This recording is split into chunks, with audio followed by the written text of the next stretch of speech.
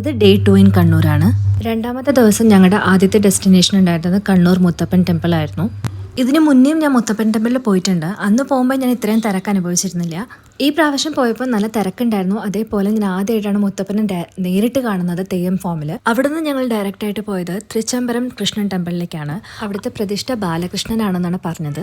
അടുത്തത് ബ്രേക്ക്ഫാസ്റ്റ് ഒക്കെ കഴിഞ്ഞ് പോയത് തെയ്യം മ്യൂസിയത്തിലേക്കാണ്. മ്യൂസിയത്തിൻ്റെ ടൈമിംഗ് നോക്കുമ്പോൾ രാവിലെ 10 മണി മുതൽ വൈകുന്നേരം 4:30 വരെയൊക്കെയാണ് ഓപ്പൺ ആയിരിക്കുക. എനിക്ക് തെയ്യത്തിനെ പറ്റി കുറച്ചൊക്കെ അറിയാമെങ്കിലും അവിടെ പോയതിനു ശേഷമാണ് 400-ലധികം തെയ്യം ഫോംസ് ഉണ്ടെന്ന് അറിഞ്ഞത്. അവിടുത്തെ ഓരോ തെയ്യത്തിൻ്റെ സ്റ്റാച്ചുവും അത്രയും റിയലിസ്റ്റിക് ആയിരുന്നു. തെയ്യം 1000 വർഷങ്ങൾക്ക് മുന്നേ തൊട്ടേ ഉള്ള ഒരു ആർട്ട് ഫോമാണ്. എൻ്റെ ഓർമ്മയിൽ നിൽക്കുന്ന ചില തെയ്യമാണ് വിഷ്ണുമൂർത്തി തെയ്യം, മുത്തപ്പൻ തെയ്യം, ഗുളികൻ തെയ്യം, രക്തചാമുണ്ടി, പുളിയൂർ കാളി തെയ്യം, പിന്നെ കുട്ടിച്ചാത്തൻ തെയ്യം. അങ്ങനെ ഒരുപാട് തെയ്യങ്ങളുണ്ട്. വിരലിൽ എണ്ണാൻ പറ്റുന്നതിനും കൂടുതലുള്ള തെയ്യം ഫോംസ് ആണ് നമ്മുടെ കേരളത്തിലുള്ളത്. എല്ലാ തെയ്യം ഫോംസും അല്ലെങ്കിൽ എല്ലാ തെയ്യം ഒരേപോലെയല്ല, എല്ലാത്തിനും ഓരോ ഡിഫറൻസ് ഉണ്ട്. ആ മ്യൂസിയത്തിൽ വെറും തെയ്യം മാത്രമല്ല, പക്ഷേ നമ്മുടെ കേരളത്തിലുള്ള പല ആർട്ട് ഫോംസും അവിടെ നമുക്ക് കാണാൻ പറ്റും. അതേപോലെ പണ്ട് കാലത്ത് നമ്മൾ അഗ്രികൾച്ചറിന് യൂസ് ചെയ്തിരുന്ന സാധനങ്ങൾ, അതേപോലെ വെറ്റില ചെപ്പ്, റാന്തൽ വിളക്ക്, ഇതൊന്നും നമുക്കിപ്പോൾ കാണാൻ പറ്റാറില്ല. അതൊക്കെ നമുക്കവിടെ കാണാമായിരുന്നു.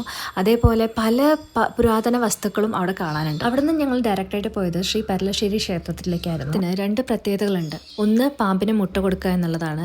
ഇനിയൊന്ന് ഈ ആൽമരമാണ്. ഈ ആൽമരത്തുനിന്ന് വീണ ഇലയിൽ നമ്മൾ ഓഡ് നമ്പേഴ്സിൽ കല്ല് വെച്ച് പ്രാർത്ഥിച്ചു കഴിഞ്ഞാൽ അത് നടക്കുന്ന അത്ര വിശ്വാസം. നിങ്ങൾ ആരെങ്കിലും പോവുകയാണെങ്കിൽ ഒന്ന് ട്രൈ ചെയ്ത് നോക്കൂ.